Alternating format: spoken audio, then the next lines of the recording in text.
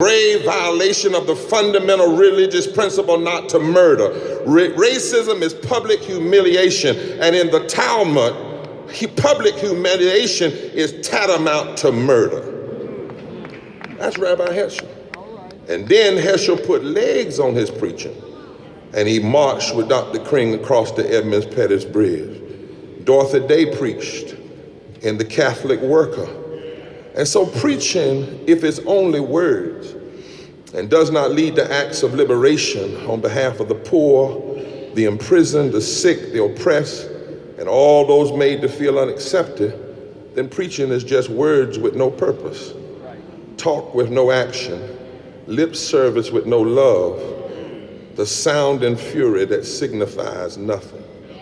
But did not Paul say, if I speak with tongues of men and angels, but have not love?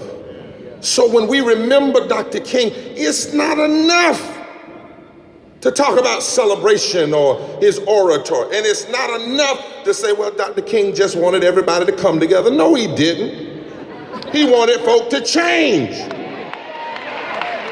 Just coming together, sitting in the real same room, and then letting the injustice stay like it is not the unity.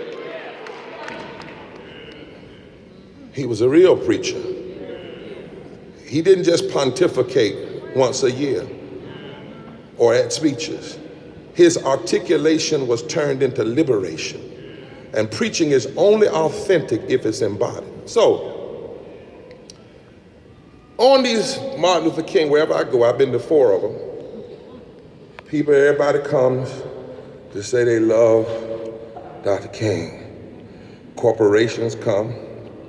They'll even buy you a little breakfast now. Politicians come. Somebody like Mike Pence will take a quote from Dr. King, doesn't even know what it means. Y'all saw that?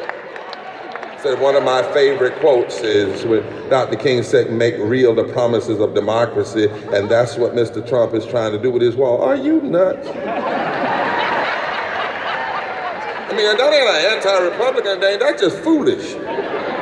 When Dr. King said, make real the promise of democracy, he was talking about undoing racism and fighting for labor rights and living wages. So politicians can't say they love Dr. King and how he stood for love and unity, but then you deny and refuse to support his agenda. Right, Governor?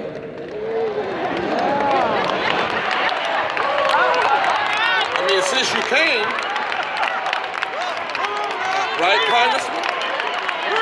So, let me show you what I mean, Governor. Dr. King would not have been for a wall. And the hurting, how many of y'all are not against a wall? Everybody here that's not against a wall, politician, everybody, and will tell Donald Trump, you don't need to be building a wall to separate people. We need to be spending money to give people health care. Stand on your feet. Now, anybody that doesn't stand on your feet, you get the seat.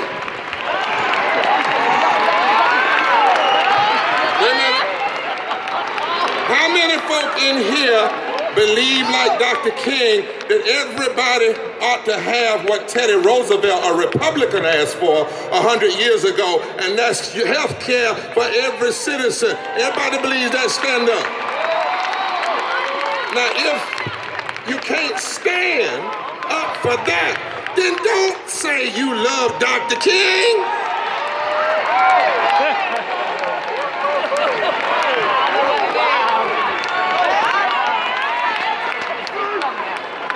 Seated. I'm just saying, I'm too old to play now.